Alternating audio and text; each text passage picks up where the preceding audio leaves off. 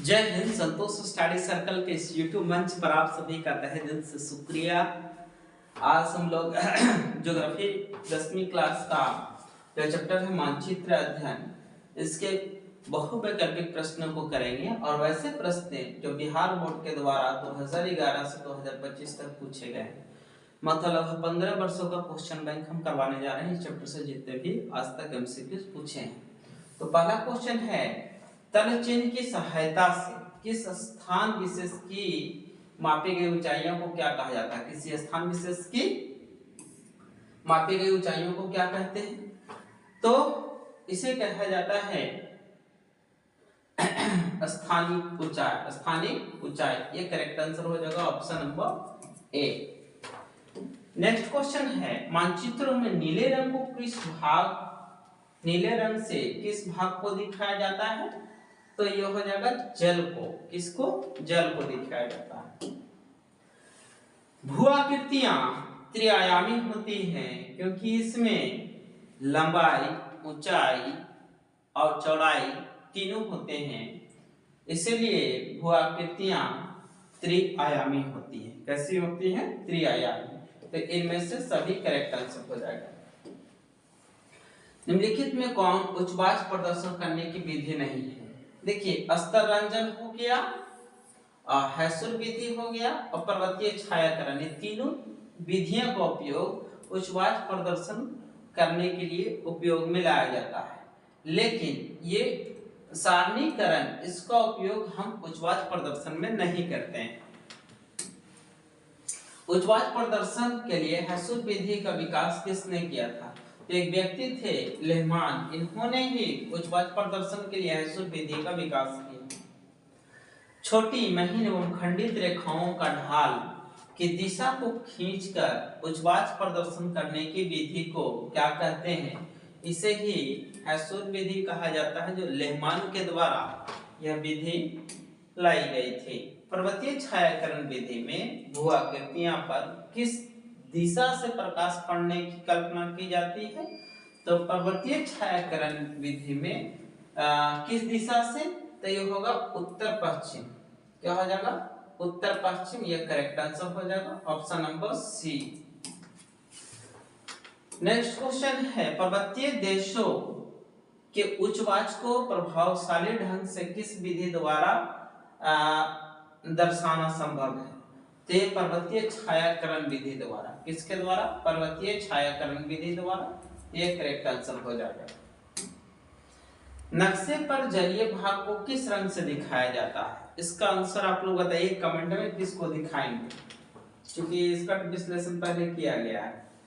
अस्तर रंजन विधि, कौन सा विधि? अस्तर रंजन विधि के अंतर्गत मानचित्रों के नीले रंग से किस भाग को दिखाया जाता है? तो इसमें भी जल को ही दिखाया जाता है। एक विधि बोल दिया यहाँ पे।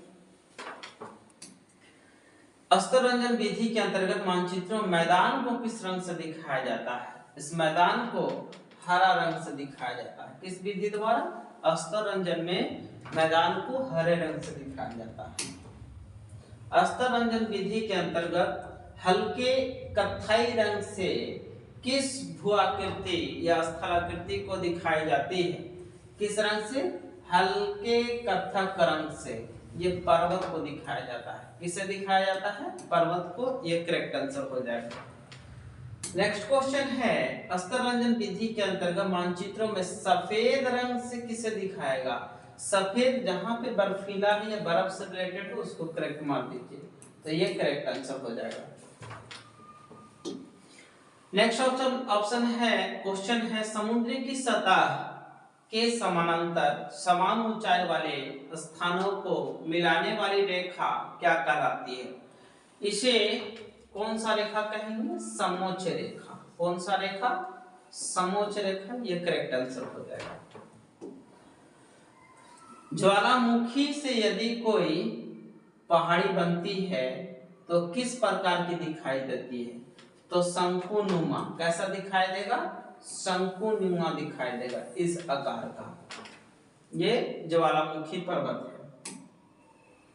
यदि समोच्च रेखाएं एक दूसरे से बहुत अधिक दूरी पर खींची गई हो तो इनमें से किस प्रकार की आकृति का प्रदर्शन होता है? तो अगर एक दूसरे के बहुत दूर पर खींची गई हो तो ऐसी बोलते हैं सीढ़ी नुमा ढाल। क्या बोलेंगे? सीढ़ी की तरह सीढ़ी नुमा ढाल। वह कौन सी भू आकृति है जिसका आधार काफी चौड़ा तथा शिखर काफी पतला और नुकीला होता है? आधार बहुत चौड़ा और शिखर बहुत नुकीला, तो ये होगा पर्वत का। किसका होगा? पर्वत का। ये करेक्ट आंसर हो जाएगा। यदि समोच्च रेखाएं संकेंद्रीय वृत्ताकार हों जिसके बीच का वृत्त अधिक ऊंचाई प्रदर्शित करता हो तो इसे किस प्रकार की भू आकृति का अनुमान लगाया जाता है? तो भी पर्वत हो जाएगा। करेक्ट आंसर क्या हो जाएगा? पर्वत। ये करेक्ट हो जाएगा। किस भू आकृति का आधार एवं शिखर दोनों चौड़ा होता? आधार और शिखर दोनों चौड़ा, तो ये किसका हो जाएगा? पठार का। इस तरह से पठार जाएगा, इस तरह से, तो आधार और शिखर दोनों, तो ये करेक्ट आंसर हो जाएगा पठार। यदि भू आकृति चट्टा उठा हुआ भूभाग हो तथा आसपास के मैदान से ऊंचा उठा हुआ जिसका आधार एवं शिखर दोनों चौड़ा हो, आधार और शिखर दोनों चौड़ा, तो क्या मार दीजिए? पठार इसका करेक्ट आंसर हो जाएगा। एक पठार का आपको नाम कमेंट बॉक्स में करना है, कमेंट कीजिए पठार का। कोई भी एक पठार है, वो पठार कहाँ है? यदि समोच्च रेखाओं द्वारा किसी नदी को प्रदर्शित करने में दो या दो से अधिक रेखाएं एक ही बिंदु पर मिलती दिखाई गई हो तो उस स्थान पर किस प्रकार की भू आकृति का अनुमान लगाया जाता है? तो वो लगाया था जलप्रपात का। किसका? जलप्रपात का। एक ही बिंदु पर मिलती दिखाई गई हो तब। हैसुर विधि से अधिक ढालुओं वाला भाग कैसा दिखाया जाता है? तो काला। कैसा दिखाया जाएगा? काला, डार्क। ये क्वेश्चन यहीं पे समाप्त होता है। बहुत बहुत शुक्रिया इस यूट्यूब वीडियो को देखने के लिए। Thank you.